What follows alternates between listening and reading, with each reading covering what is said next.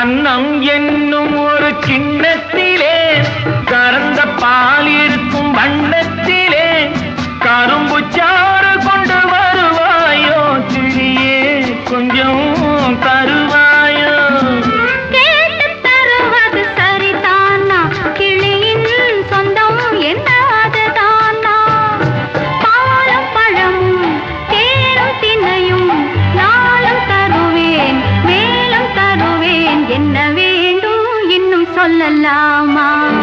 விழியே விழியே உனக்கென்ன வேலை விருந்துக்கு வரவா நாளைக்கு மாலை தூது சொல்லடி மெதுவாக நீ தூது சொல்லடி மெதுவாக